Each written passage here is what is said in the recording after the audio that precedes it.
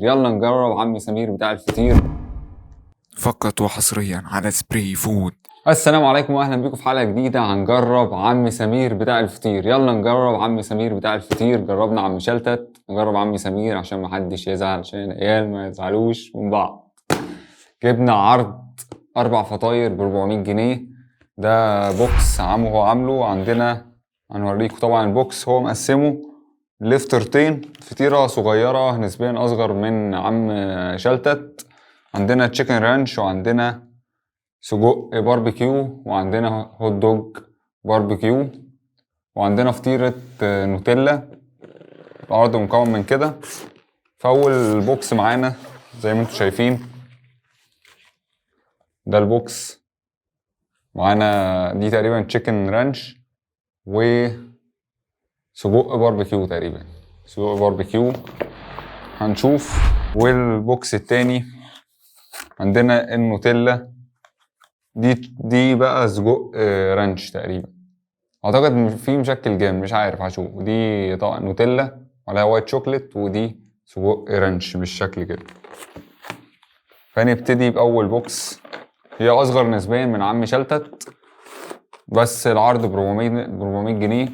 وعم شلتت كان 3 فطاير، 2 حادق وواحده حلو، كان ب 350. فهنشوفه ونجربه ونقيمه.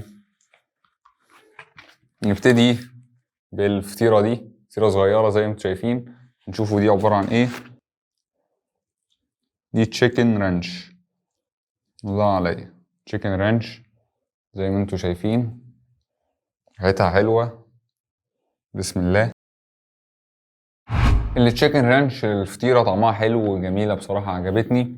اعتقد احسن من عم شلتت، اعتقد من وجهة نظري ان هنا فراخ والتتبيلة بتاعتها حلوة بس صغيرة، حجمها صغير بصراحة. ودي الباربيكيو، دي هوت دوج باربيكيو. فنجربها ونشوفه. يا كده يبقى سعرها العرض ب 400، 4 فطاير يبقى الفطيرة ب 100 جنيه. فنشوفه باربيكيو، رش عليها باربيكيو. ده هوت دوج، أقول عليه سلامي. حاطط هوت دوج كمية كويسة وشوية جبن بسيطة، فزي كده ايه، في كمية بسم الله.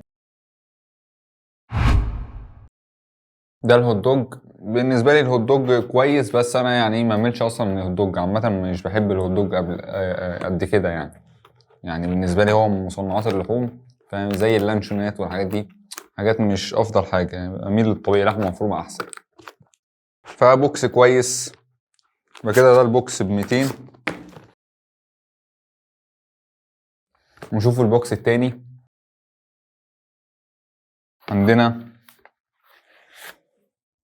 دي بقى سجق رانش، سجق رانش. فنجربه ونقوله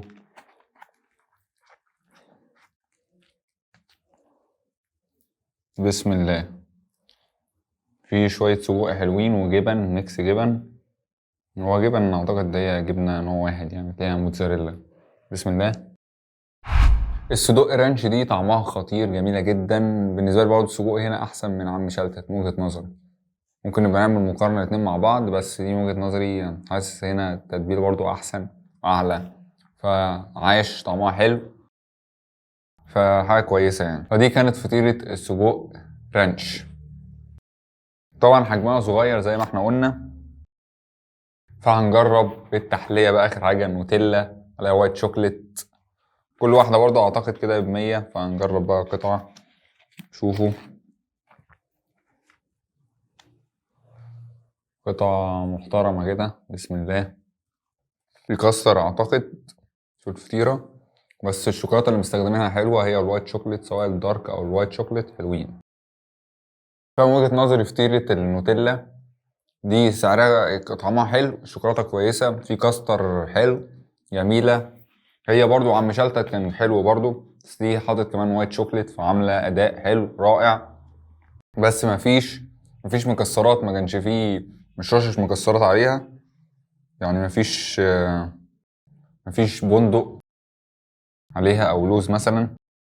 كان عم شلتت كان حاطط بندق، فده الفرق. هو حاطط هنا وايت شوكليت، تاني كان بندق مفيش وايت شوكليت. فبشكل عام نلخص التجربة.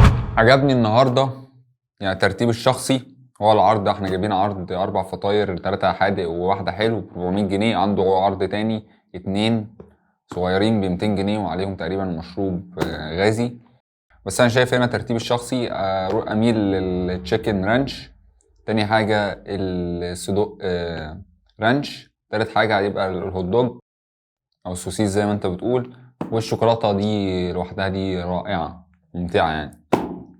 فعرض يعني حاسه كده من وجهة يعني مقارنة بالمطاعم كلها عرض كويس. 4 فطاير هم صغيرين صحيح، بس دي اسعار السوق حاليا يعني اقول ايه يعني، دي اسعار السوق والدنيا ماشية كده.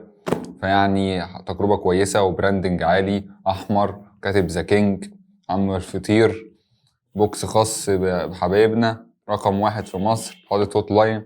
في براندنج، المحلات دلوقتي ركزت على البراندنج والماركتنج والديجيتال ماركتنج شغالين كان الحاجات دي موجودة زمان بره مصر، دلوقتي دخلت علينا بقالها 5 سنين. الدنيا كله تركيز على ديجيتال ماركتنج والتسويق والبراندنج اللي بيعلى وبيتحسن او رويدا رويدا. فبس دي كانت حلقه النهارده. لو عجبتكم الحلقه ما تنسوش اللايك والشير والسبسكرايب، واهم حاجه اعملوا سبسكرايب عشان القناه تكبر في اسرع وقت. واحنا عاملين فيديوهات يعني المفروض بقى محتاجين دعمكم بصراحه. القناه لازم سبسكرايب وبقى اكتب لنا عايز تتفرج على ايه في الحلقات الجايه، ونشوفكم في حلقه جديده ان شاء الله على سبراي فود. سلام. تيريريريرين بيو.